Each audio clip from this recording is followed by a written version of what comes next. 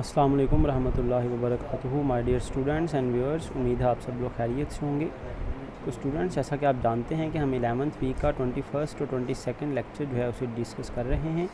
अभी तक हम आउटलाइन में से 2 टॉपिक जो हैं उसे डिस्कस कर चुके हैं, concept of corporate governance, need of corporate governance. इस वीडियो में हम इंशाल्लाह ताला OECD principles of corporate governance, organization for economic cooperation and development ने जो प्रिंसिपल्स दिए, जो असूल बताए कॉरपोरेशंस को गवर्न करने के, कॉर्पोरेट गवर्नेंस के, उन प्रिंसिपल्स को हम डिस्कस करेंगे इंशाल्लाह ताला। तो सबसे पहले हम डिस्कस करते हैं कि OECD है क्या। OECD stands for organization for economic cooperation and development.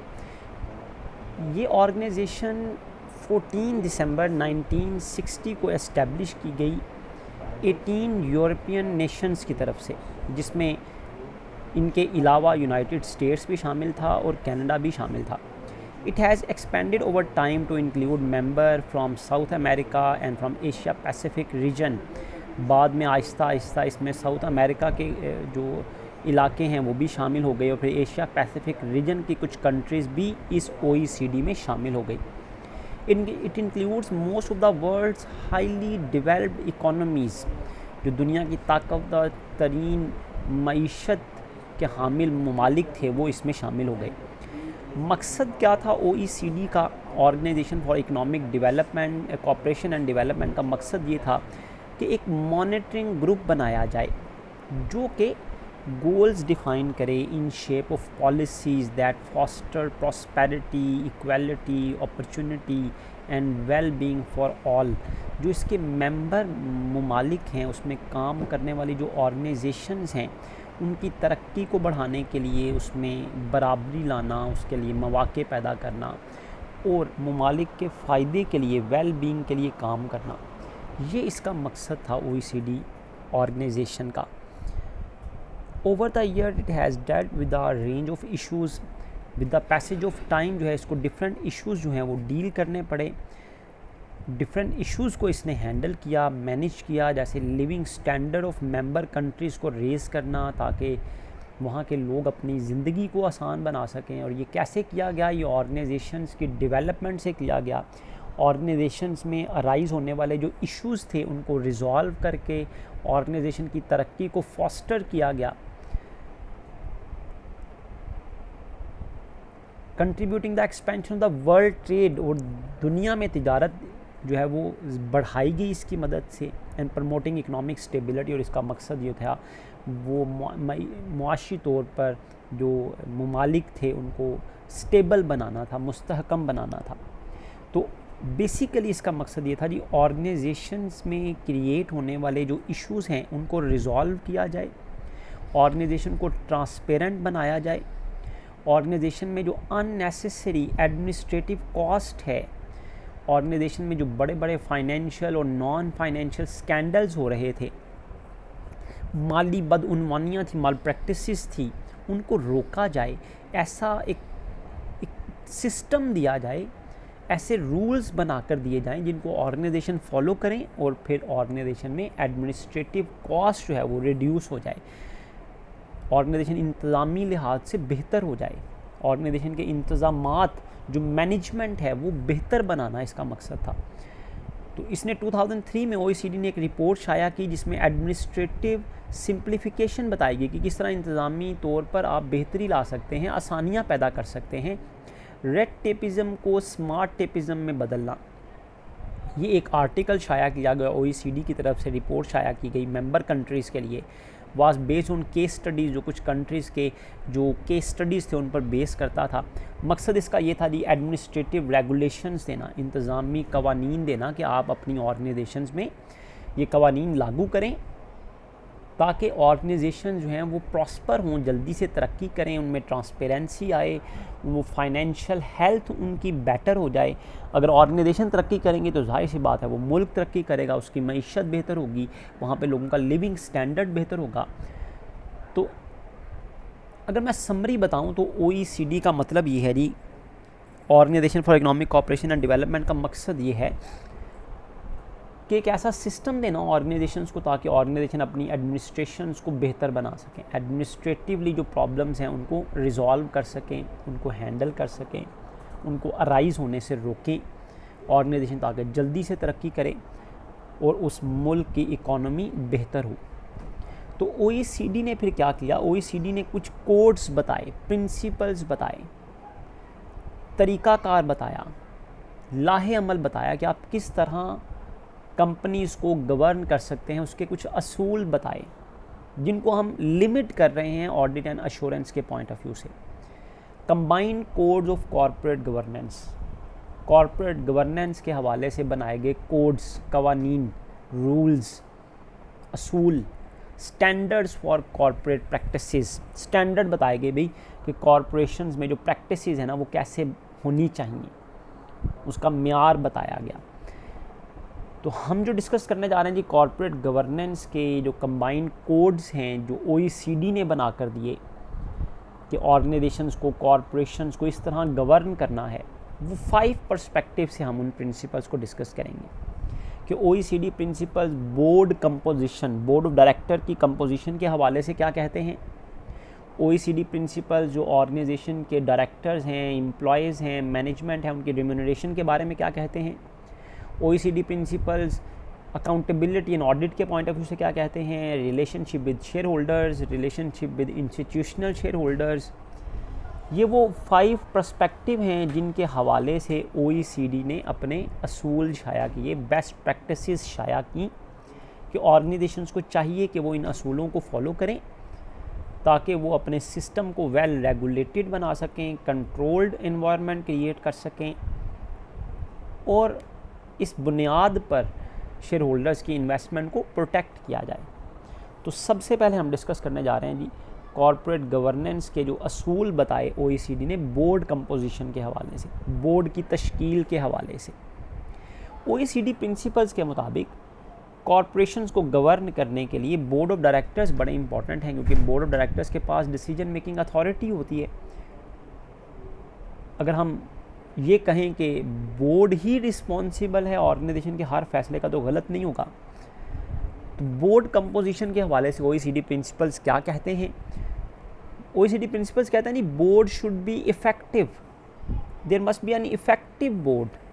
Effective board का मतलब है बोर्ड सिर्फ फैसले करने के लिए ना हो, ऑल इन ऑल ना हो कि भाई वो जो कर दे कह दे वो होना चाहिए और वो हो जाए और हम कहें बस यही बोर्ड का मकसद था। नहीं, बोर्ड को ज़िम्मेदार होना चाहिए। बोर्ड के जो मेंबर्स हैं they must be responsible for the success of the company as well as for the failure of company. Board सिर्फ फैसले करने के लिए ना हो बल्कि ऑर्गेनाइजेशन की हर सक्सेस और हर फेलियर का ज़िम्मेदार हो। मतलब बोर्ड को ज़िम्मेदारी दी जाए, उस पर डाली जाए जिम्मेदारी कि अगर कंपनी में सक्सेस हासिल होती है तो वो भी आपकी वजह से है, और अगर कंपनी कभी नाकाम हो जाती है, कंपनी में नुकसान होना शुरू हो जाता है तो बोर्ड को उसका ज़िम्मेदार ठहराया जाए। बोर्ड को पता हो भाई कि उनकी ज़िम्मेदारी है बोर्ड ऑफ डायरेक्टर्स को कंपनी की सक्सेस भी और फेलियर भी। ये नहीं कि सक्सेस की वो जो क्रेडिट है वो खुद ले लें और जो फेलियर है उसको किसी और पर डाल दिया जाए, ऐसा नहीं होगा। OECD प्रिंसिपल्स के मुताबिक बोर्ड ज़िम्मेदार है कंपनी के सक्सेस और फेलियर के लिए। Then clear division of responsibilities, board के मेंबर्स के पास अनफेटर्ड पावर्स ना हों, लामहदूद इख्तियारात ना हों, बल्कि बोर्ड के मेंबर्स, बोर्ड ऑफ डायरेक्टर्स के जो इख्तियारात हैं, जो ज़िम्मेदारियां हैं वो क्लियरली डिवाइड होनी चाहिए, डिफ़ाइन होनी चाहिए। पता हो भाई बोर्ड ऑफ डायरेक्टर्स के दायरा कार क्या है, जुरिस्डिक्शन क्या है, वो क्या कर सकते हैं और क्या नहीं कर सकते। क्लियर डिवीजन ऑफ रिस्पॉन्सिबिलिटी होनी चाहिए। अगर बोर्ड ऑफ डायरेक्टर्स की रिस्पॉन्सिबिलिटीज़ जो हैं वो डिवाइड नहीं की जाएंगी, डिफ़ाइन नहीं की जाएंगी, तो इसका मतलब है उनके पास अनफेटर्ड पावर्स होंगे, वो जो चाहेंगे कर सकते होंगे, जो कि OECD जो है वो डिस्करेज करता है कि बोर्ड ऑफ डायरेक्टर्स के पास सुप्रीम पावर्स, अनफेटर्ड पावर्स नहीं होनी चाहिए, लिमिटेड जो अथॉरिटी है वो होनी चाहिए। थर्ड बड़ा इम्पॉर्टेंट जो प्रिंसिपल है बोर्ड ऑफ डायरेक्टर्स के हवाले से वो OECD का प्रिंसिपल ये है, balanced board of director. Balance board of director का मतलब है तवाज़न हो बोर्ड ऑफ डायरेक्टर में। किस लिहाज से तवाज़न हो जी? Equal number of executive and non executive directors. अगर आप ट्रेडिशनली देखें और अभी भी पाकिस्तान में भी आप प्राइवेट कंपनीज पर्टिकुलरली ले लें, पब्लिक कंपनीज भी बहुत सी ऐसी हैं जिनमें ऑर्गेनाइजेशन के डायरेक्टर सिर्फ एग्जेक्टिव होते हैं। एग्जेक्टिव डायरेक्टर्स का मतलब है ऑर्गेनाइजेशन के शेयर होल्डर्स में से कुछ को वोटिंग के ज़रिए डायरेक्टर बना दिया जाता है, वही कंपनी के सारे फैसले करते हैं, कंपनी के डायरेक्टर होते हैं, कंपनी की सारी जिम्मेदारियां, सारी रिस्पॉन्सिबिलिटीज़ ये उन्हीं के सर पे होती हैं। ये होते हैं कंपनी के एग्जेक्टिव डायरेक्टर्स कि भाई ये शेयर होल्डर हैं, इनके पास मेजर शेयर होल्डिंग है, इसलिए वोटिंग के ज़रिए या वैसे ही इनके जो शेयर होल्डिंग्स हैं, नंबर ऑफ़ शेयर होल्डिंग्स ज़्यादा होने की वजह से इनको डायरेक्टर बना दिया जाता है। जैसे आप देखें यूजुअली वही MNAs MPs होते हैं जिनके पास पैसा बहुत ज़्यादा होता है, या जैसा पाकिस्तान आज़ाद करने के बाद जो कायद आज़म को इख्तियार मिल गया, लियाकत अली ख़ान को इख्तियार मिल गया, या बाकी जो अथॉरिटीज़ थी, क्योंकि उन पर लोग रिलाई करते हैं और हक़ भी उनका बनता है कि भाई उन्होंने पाकिस्तान को आज़ाद करवाने में बड़ी जिद्दोजहद की। इसी तरह कंपनी बनाने में जो एफ़र्ट करते हैं कंपनी के जो प्रमोटर्स होते हैं, आमतौर पर वही डायरेक्टर बन जाते हैं। अब इनको कहते हैं एग्जेक्टिव डायरेक्टर्स के, ये वो हैं जिनके पास कंपनी के शेयर्स हैं, ये कंपनी के डे टू डे जो रिस्पॉन्सिबिलिटीज़ हैं उनको भी फुलफ़िल करते हैं। नॉन एग्जेक्टिव डायरेक्टर्स का कॉन्सेप्ट ये है कि नॉन एग्जेक्टिव डायरेक्टर्स ऐसे डायरेक्टर्स होते हैं जो कंपनी के एम्प्लॉय नहीं होते, ना ही ये कंपनी के शेयर होल्डर्स होते हैं। इनकी कोई डे टू डे रिस्पॉन्सिबिलिटीज़ नहीं होती कि इन्होंने सुबह से शाम तक ये ऑपरेशंस, ये टास्क परफॉर्म करने। They are just the member of board of directors. ये इनको इनके एक्सपीरियंस की बेस पर, इनके न्यूट्रल होने की बेस पर, इनके इंडस्ट्री स्पेशलिस्ट होने की बुनियाद पर, इनकी टेक्निकल नॉलेज होने की बुनियाद पर, एक्सपर्ट होने की बुनियाद पर इनको बोर्ड ऑफ डायरेक्टर का मेंबर बनाया जाता है। मेन मकसद इनका ये होता है कि ये मॉनिटर करें और चेक एंड बैलेंस रखा जाए एग्जेक्टिव डायरेक्टर्स पर कि कहीं एग्जेक्टिव डायरेक्टर अपने ज़ाती फ़ायदे के लिए फ़ैसले ना करें, ऑर्गेनाइजेशन को अपनी मर्ज़ी से ना चलाएं, बल्कि वो बाकायदा कंसेंसस के साथ नॉन एग्जेक्टिव डायरेक्टर के मुशावरत से उनकी हतमी मंजूरी के बाद फ़ैसले करें। तो आप ये समझ लें कि नॉन एग्जेक्टिव डायरेक्टर जो हैं ये सिर्फ इसलिए अपॉइंट किए जाते हैं कि शेयर होल्डर्स को प्रोटेक्शन देने के लिए, कि शेयर होल्डर्स की जो इन्वेस्टमेंट है उसकी प्रोटेक्शन हो।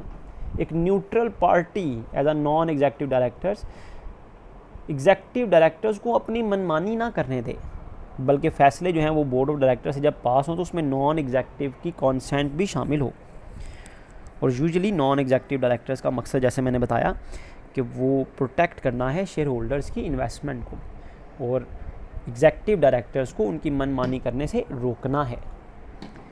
तो बैलेंस का मतलब इक्वल नंबर होगा ना अगर एग्जेक्टिव और नॉन एग्जेक्टिव डायरेक्टर्स में, तो एग्जेक्टिव डायरेक्टर्स का इख्तियार अपनी मर्ज़ी से फिर वो कुछ नहीं कर सकेंगे, उन्हें किसी भी फ़ैसले को करने के लिए नॉन एग्जेक्टिव डायरेक्टर्स की राय भी लेनी पड़ेगी। फिर देखा जाएगा किस तरफ वोट ज़्यादा हैं, फिर वो फ़ैसला कर लिया जाएगा। तो non executive directors are those who have no day to day operational responsibilities for the company nor the employ of company, ना वो कंपनी के एम्प्लॉय होते हैं। तो OECD के प्रिंसिपल ये रिकमेंड करते हैं कि कंपनी में एग्जेक्टिव डायरेक्टर तो होते ही हैं, नॉन एग्जेक्टिव डायरेक्टर्स भी होने चाहिए और फिर तादाद बराबर होनी चाहिए ताकि एक दूसरे को इन्फ्लुएंस ना कर सकें।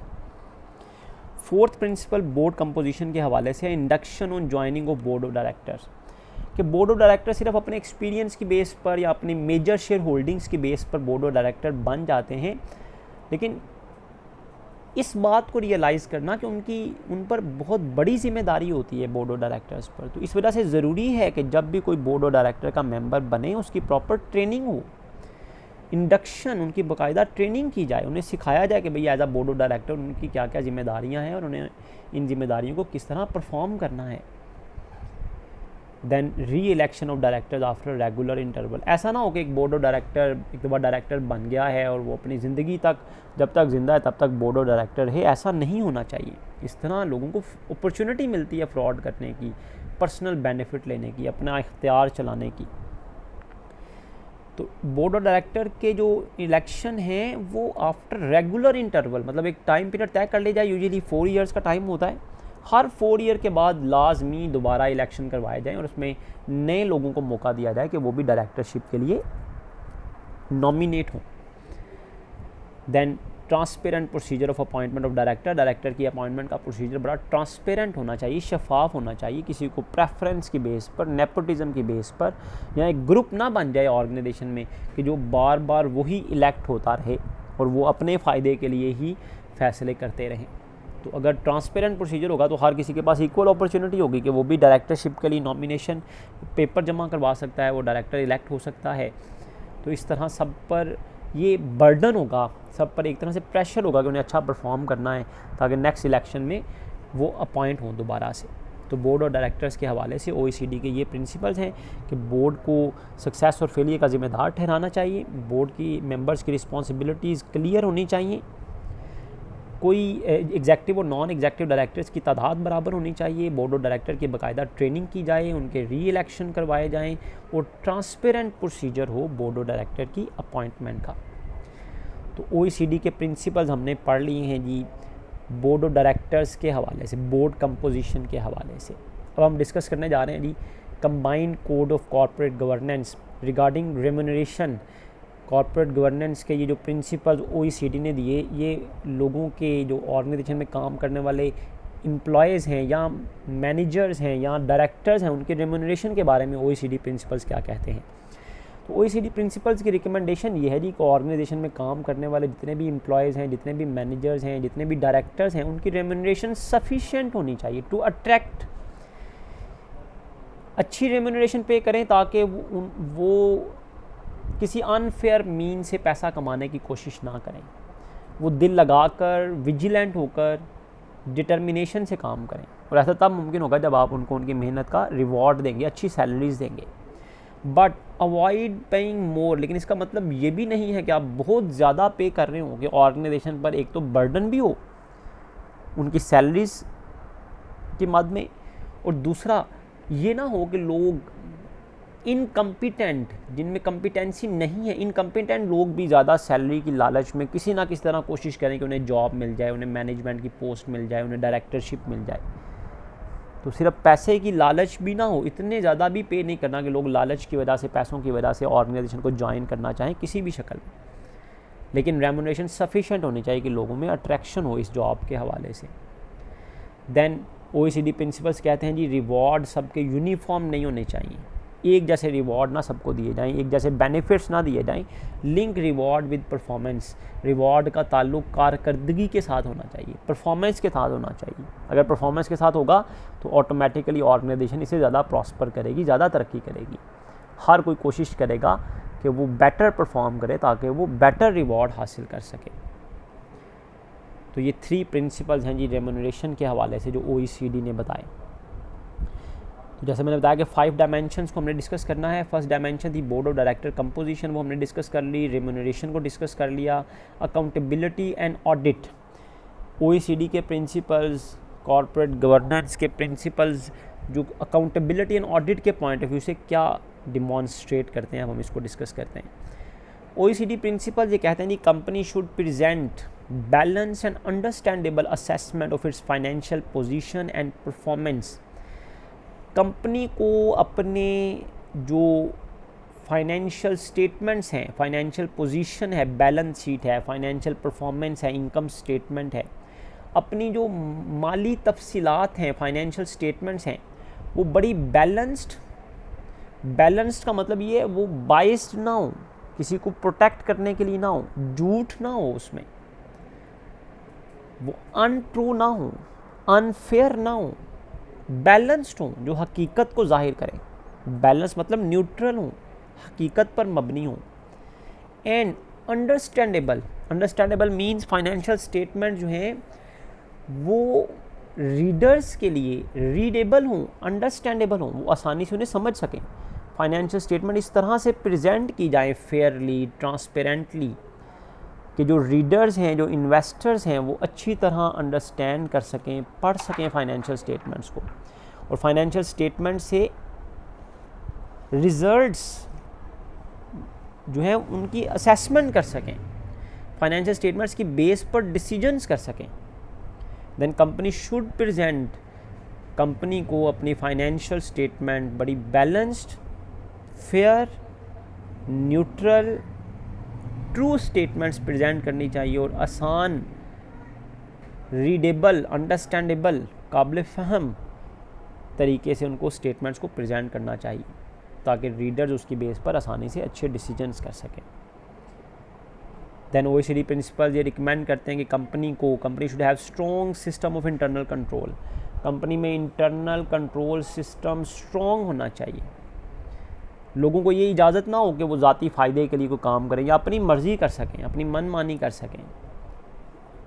चेक एंड बैलेंस होना चाहिए, internal control system, rules and regulation होने चाहिए जिनको फॉलो करना सबके लिए लाजमी हो, स्ट्रिक्ट ऑब्जर्वेशन होनी चाहिए, मॉनिटरिंग होनी चाहिए, चेक एंड बैलेंस होना चाहिए, ताकि ऑर्गेनाइजेशन उसी तरह वर्क करे जैसा कि मैनेजमेंट चाहती है। तो company should have strong system of internal control. Thirdly, company should conduct annual external audit. OECD principle ये रिकमेंड करते हैं कि कंपनी को सालाना ऑडिट करवाना चाहिए, एनुअल ऑडिट ज़रूर करवाना चाहिए। फोर्थ और लास्ट है, company should have appropriate relationship with auditor. Company के अपने ऑडिटर के साथ एप्रोप्रिएट रिलेशंस होने चाहिए। अब ये एप्रोप्रिएट रिलेशनशिप का मतलब क्या है? आपको याद होगा हमने प्रोफेशनल एथिक्स पढ़े थे, 5 फंडामेंटल प्रोफेशनल एथिक्स है, 101, 102, 103, 104 एंड 105, जिसमें हमने पढ़ा जी प्रोफेशनल एथिक्स ये हैं जी ऑडिटर के, इस प्रोफेशन के, कि वो ऑनेस्टी से, स्ट्रेट फॉरवर्ड से होकर इंटेग्रिटी से काम करे, कॉन्फिडेंशियलिटी मेंटेन रखे, प्रोफेशनल कॉम्पिटेंसी से काम करें, प्रोफेशनल ड्यू केयर से काम करें, इंडिपेंडेंस, ऑब्जेक्टिविटी से काम करें। फिर हमने ये पढ़ा था कि इन थ्रेट्स को, इन जो फंडामेंटल प्रिंसिपल हैं इनको थ्रेट्स हैं, सेल्फ इंटरेस्ट थ्रेट है, सेल्फ रिव्यू थ्रेट है, इंटीमिडेशन थ्रेट है, एडवोकेसी थ्रेट है, फेमिलियरिटी थ्रेट है, कि अश्योरेंस फर्म और अश्योरेंस क्लाइंट, ऑडिटर और कंपनी के लोगों के दरमियान या ऑडिटर और कंपनी में फाइनेंशियल इंटरेस्ट होता है एक दूसरे को, या सेल्फ रिव्यू थ्रेट होता है कि आपने किसी चार्टर्ड अकाउंटेंट से पहले भी कुछ सर्विस ली होती है, दोबारा आप उसे एक्सटर्नल ऑडिट करवा लेते हैं। इसी तरह एडवोकेसी थ्रेट्स है। वो सारे क्या थे? Inappropriate relationship. जब आपके ऑडिटर से इनएप्रोप्रिएट रिलेशनशिप होंगे ना, मतलब ऐसे रिलेशनशिप जिसकी वजह से वो अपने जो प्रोफेशनल एथिक्स हैं उनको फॉलो नहीं कर पाता, तो वो जो हमने थ्रेट्स पढ़े थे फंडामेंटल प्रिंसिपल्स, उनको ज़रूर दोबारा से देखें आप, वीडियो भी है यूट्यूब पर, threats to the fundamental principle professional ethics के नाम से, उसमें हमने थ्रेट्स पढ़े थे, threats to the fundamental principles. वो थ्रेट्स ये बताते हैं कि वो वजूहात हैं जिसकी बुनियाद पर ऑडिटर जो है वो प्रोफेशनल एथिक्स को शो नहीं करता। वो थ्रेट्स ये बताते हैं कि ऑडिटर का कंपनी के साथ इनएप्रोप्रिएट, गैर मुनासिब ताल्लुक़, ऑडिटर को एंडोर्स करता है कि वो ऑनेस्टी ना शो करे, वो इंडिपेंडेंस ना शो करे, वो प्रोफेशनल कॉम्पिटेंसी ना शो करे। तो उन थ्रेट्स को हैंडल करना है। That relationship is called appropriate relation. ऐसा रिलेशनशिप जिसमें ऑडिटर आज़ाद होकर, ऑनेस्टी के साथ, स्ट्रेट फॉरवर्ड ओपिनियन दे सके, इंडिपेंडेंस, आज़ादी के साथ अनबायस्ड होकर काम कर सके, कॉन्फिडेंशियलिटी, कंपनी के राजों को राज रख सके, रेलेवेंट नॉलेज और स्किल्स का इस्तेमाल करें, जो रेलेवेंट लॉज हैं, रूल्स एंड रेगुलेशन हैं, उनको फॉलो करें। ऐसा रिलेशनशिप कहलाता है एप्रोप्रिएट रिलेशनशिप। तो OECD प्रिंसिपल रिकमेंड करते हैं कि कंपनी में strong system of internal control होना चाहिए, एक्सटर्नल ऑडिट होना चाहिए, ऑडिटर के साथ एप्रोप्रिएट रिलेशनशिप होना चाहिए, और कंपनी को सालाना अपनी फाइनेंशियल स्टेटमेंट्स न्यूट्रल वे में ट्रू एंड फेयर पिक्चर उनकी प्रेजेंट करनी चाहिए। तो OECD के प्रिंसिपल्स हम डिस्कस कर रहे हैं। तो कॉरपोरेशंस को गवर्न करने के हवाले से बेस्ट प्रैक्टिसेस हैं उनको हम डिस्कस कर रहे हैं। बोर्ड कंपोजिशन के बारे में हमने पढ़ा, रेम्यूनरेशन के हवाले से क्या प्रिंसिपल्स हैं इनको डिस्कस किया, अकाउंटेबिलिटी एंड ऑडिट के हवाले से क्या OECD प्रिंसिपल्स हैं इनको हमने डिस्कस किया। Let's move to the fourth dimension, relationship with shareholders. OECD principles क्या रिकमेंड करते हैं कि कंपनी का अपने शेयर होल्डर्स के साथ कैसा रिलेशनशिप होना चाहिए। जैसा कि हम पढ़ चुके हैं कि कॉरपोरेशन में यूजुअली क्या होता है जी, शेयर होल्डर्स को कंपनी में रूटीन डिसीजन करने में, फैसले करने में, काम करने की इजाज़त नहीं होती। कंपनी की डायरेक्टर्स जो हैं वो सारे फैसले करते हैं। तो शेयर होल्डर्स का एतमाद जीतने के लिए, शेयर होल्डर के साथ अच्छा रिलेशनशिप कैसे क्रिएट होगा, उसके लिए OECD प्रिंसिपल्स रिकमेंड करते हैं company should dialogue with shareholders. Shareholders को आप इंस्ट्रक्ट ना करें, उन पर इम्पोज ना करें, उन्हें ये ना बताएं हमने ये फैसले कर लिए हैं, बल्कि उनसे डायलॉग करें, बातचीत करें, उन्हें एतमाद में लें, म्यूचुअल अंडरस्टैंडिंग, बाहमी एतमाद की फ़िज़ा पैदा करें, कंसल्टेशन, उनसे मुशावरत की जाए। एनुअल जनरल मीटिंग में शेयर होल्डर को ये ना बताया जाए कंपनी ने ये फैसले किए हैं, बल्कि शेयर होल्डर से राय ली जाए, कंसल्टेशन की जाए, उनकी बाहमी रजामंदी के साथ फैसले किए जाए। That is the recommendation of OECD कि ऑर्गेनाइजेशन अगर प्रॉस्पर करना चाहती है, अगर स्टेबल होना चाहती है, अगर ज़्यादा प्रॉफिट कमाना चाहती है, अगर ऑर्गेनाइजेशन अपने प्रोसेस को, एडमिनिस्ट्रेशन को बेहतर करना चाहती है, तो एडमिनिस्ट्रेटिव रेगुलेशन का हिस्सा है, इंतज़ामी कवानीन का हिस्सा है कि आप अच्छे इंतज़ामात कैसे चला सकते हैं। आपको अपने शेयर होल्डर्स को एतमाद में लेना है, उनके साथ अच्छा रिलेशनशिप बनाना है, उनका एतमाद जीतना है, उनसे मुशावरत करनी है। Then company should use annual general meeting to encourage the participation of shareholders. Company thanks कहे अपने शेयर होल्डर्स को एनुअल जनरल मीटिंग में, उन्हें एनकरेज करे, उनका हौसला बढ़ाए, उन्हें इस बात पर थैंक्स किया जाए, उनका शुक्रगुजार हुआ जाए कि उनकी वजह से कंपनी चल रही है। शेयर होल्डर अगर डिसइन्वेस्ट कर दें, कंपनी से पैसा निकाल ले, तो कंपनी के लिए चलना मुश्किल हो जाएगा। तो कंपनी के डायरेक्टर्स को ये चाहिए कि वो एनुअल जनरल मीटिंग में शेयर होल्डर्स को एनकरेज करें और उनकी पार्टिसिपेशन के लिए उन्हें थैंक्स कहें, ताकि वो मोटिवेट हों और वो अपनी इन्वेस्टमेंट को कंटिन्यू रखें, क्योंकि उनकी इन्वेस्टमेंट रहेगी तो कंपनी प्रॉस्पर होगी, कंपनी तरक्की करेगी, वरना कंपनी के लिए सक्सेसफुल होना पॉसिबल नहीं होगा। तो OECD प्रिंसिपल्स की रिकमेंडेशन के मुताबिक company should have dialogue with shareholder based on mutual understanding and consultation. Company should use annual general meeting to encourage the participation of shareholders. Fifth और last dimension है जी combined code of corporate governance की fifth और last dimension है relationship with institutional shareholders. अब institutional shareholders का क्या मतलब है, सबसे पहले तो हम ये अंडरस्टैंड करते हैं। इंस्टीट्यूशनल शेयर होल्डर कहते हैं जब एक कॉरपोरेशन के जो शेयर्स हैं वो किसी दूसरी कॉरपोरेशन ने ख़रीदे हों। फॉर एग्जांपल आपकी एक कंपनी है जी XYZ लिमिटेड कंपनी, एक दूसरी कंपनी, एक बैंक है जी फॉर एग्जांपल अलाइड बैंक है, उसने क्या किया है जी आपकी कंपनी के शेयर्स ख़रीद लिए।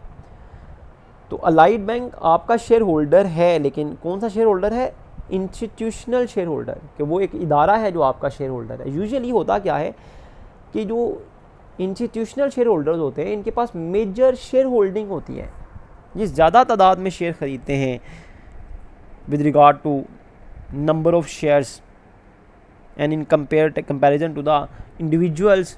आम लोग इतने शेयर नहीं खरीद सकते, लेकिन ये इंस्टीट्यूशंस क्योंकि इनके पास ज़्यादा इन्वेस्टमेंट होती है, ज़्यादा फंड्स होते हैं, ये हैवी इन्वेस्टमेंट करते हैं, इनकी मेजर शेयर होल्डिंग होती हैं। तो कंपनी को क्या चाहिए जी, इन इंस्टीट्यूशनल शेयर होल्डर्स के साथ अच्छा रिलेशनशिप बनाए, इनके साथ भी डायलॉग करे विद इंस्टीट्यूशनल शेयर होल्डर्स, उसी तरह ही based on mutual understanding and consultation, इनको भी बाहमी एतमाद के साथ, मुशावरत के साथ फ़ैसले किए जाएँ, इनको एतमाद में लिया जाए, इनसे डायलॉग की जाए, बातचीत की जाए, इन पर इम्पोज ना किया जाए, इन्हें बताया ना जाए हमने ये फ़ैसले किए हैं। Then company should realise institutional shareholders the importance of their participation in decision making. Company institutional shareholders को इस बात का एहसास दिलाए कि उनकी पार्टिसिपेशन कितनी अहम है। जैसा कि मैंने बताया कि इंस्टीट्यूशनल शेयर होल्डर्स के कंपैरेटिवली शेयर्स ज़्यादा होते हैं, तो डिसीजन मेकिंग में इंस्टीट्यूशनल शेयर होल्डर्स बड़ा अहम किरदार अदा करते हैं। अगर वो अपना ये रोल प्ले करें, अगर वो एनुअल जनरल मीटिंग को अटेंड करें, अपना वोट दें, because in corporations 1 share mean 1 vote, जितने ज़्यादा शेयर्स होंगे उतने ज़्यादा वोट्स होंगे। तो इंस्टीट्यूशनल शेयर होल्डर्स के पास उनके शेयर ज़्यादा होते हैं, उनका वोटिंग राइट ज़्यादा होता है, वो बड़े इन्फ्लुएंशियल होते हैं in making decisions, decision making में उनका बड़ा अहम किरदार होता है। तो कंपनी को क्या चाहिए, रियलाइज़ करवाना चाहिए इंस्टीट्यूशनल शेयर होल्डर्स को कि आप फैसला साजी में आपका किरदार, आपकी पार्टिसिपेशन, आपकी कंट्रीब्यूशन, आपकी शमूलियत बड़ी अहमियत की हामिल है, ताकि institutional share holders annual general meeting को अटेंड करें, कंसल्टेशन में पार्टिसिपेट करें, कंपनी को अच्छी एडवाइसेस दें, ताकि कंपनी प्रॉस्पर हो, कंपनी में इश्यूज रिजॉल्व हों, कंपनी सक्सेसफुली रन कर सके। तो OECD प्रिंसिपल ये रिकमेंड करते हैं कि कंपनी का अपने इंस्टीट्यूशनल होल्डर्स के शेयर होल्डर्स के साथ म्यूचुअल अंडरस्टैंडिंग का रिलेशनशिप हो, कंसल्टेशन का रिलेशनशिप हो, और कंपनी अपने इंस्टीट्यूशनल शेयर होल्डर्स को रियलाइज़ करवाए कि उनकी अहमियत से फ़ैसला साजी के अमल में बहुत अहम जो है वो किरदार अदा हो सकता है। तो ये वो OECD के प्रिंसिपल्स थे जो कॉरपोरेशंस के हवाले से हैं, अकाउंटेबिलिटी एंड ऑडिट के हवाले से भी थे, बोर्ड कंपोजिशन के हवाले से थे, रेम्यूनरेशन के हवाले से थे, और relationship with share holder and institutional share holders के हवाले से थे। अगर देखा जाए तो ऑडिट एंड एश्योरेंस में ये टॉपिक पढ़ने के का लिंक ये है कि OECD प्रिंसिपल्स भी रिकमेंड करते हैं कि कंपनी में एनुअल एक्सटर्नल ऑडिट होना चाहिए, स्ट्रॉन्ग इंटरनल कंट्रोल सिस्टम होना चाहिए। तो ये कॉर्पोरेट गवर्नेंस के प्रिंसिपल्स भी रिकमेंड करते हैं कि कंपनी में एक्सटर्नल ऑडिट, मतलब आपका ये सब्जेक्ट इम्पॉर्टेंट है, इसकी यूटिलिटी आप देखें कि कॉर्पोरेट गवर्नेंस भी ये रिकमेंड कर रही है कि कंपनी में एक्सटर्नल ऑडिट होना चाहिए, इंटरनल ऑडिट होना चाहिए, इंटरनल कंट्रोल सिस्टम स्ट्रॉन्ग होना चाहिए। तो जाहिर सी बात है आप लोग ये सब्जेक्ट पढ़ेंगे, आप इसको ज़्यादा बेहतर तरीके से इम्प्लीमेंट कर सकते हैं, और you are the future auditor, you are the future internal control officers, internal auditors इंशाल्लाह ताला। तो अभी हमने आज के लेक्चर में जो हमने आउटलाइन मैंने आपको बताई थी, हमने कॉन्सेप्ट ऑफ कॉर्पोरेट गवर्नेंस पढ़ा, पिछली वीडियो में देख सकते हैं, नीड ऑफ कॉर्पोरेट गवर्नेंस के बारे में पढ़ा, then OECD principles and corporate governance के बारे में हमने पढ़ा। अब नेक्स्ट क्लास में हम इंशाल्लाह ताला कॉर्पोरेट गवर्नेंस के जो प्रिंसिपल, इंटरनल कंट्रोल के बारे में क्या कहते हैं, आपके इस सब्जेक्ट के बारे में क्या कहते हैं, ऑडिट कमेटी के बारे में क्या कहते हैं, एंड ISA 260 के बारे में कॉर्पोरेट गवर्नेंस की क्या रिकमेंडेशंस हैं, इंशाल्लाह ताला नेक्स्ट वीक के लेक्चर में हम ये तीनों टॉपिक डिस्कस करेंगे, तो हमारा ये चैप्टर भी कंप्लीट हो जाएगा। उम्मीद है आपने लेक्चर को अच्छी तरह अंडरस्टैंड कर लिया होगा, नोट भी कर लिया होगा। कोई भी प्रॉब्लम हो तो आप यूट्यूब चैनल पर कमेंट बॉक्स में भी पूछ सकते हैं और व्हाट्सएप ग्रुप में भी पूछ सकते हैं। अल्लाह ताला हम सब के हामी नासिर हों। जज़ाकुमुल्लाह खैरा।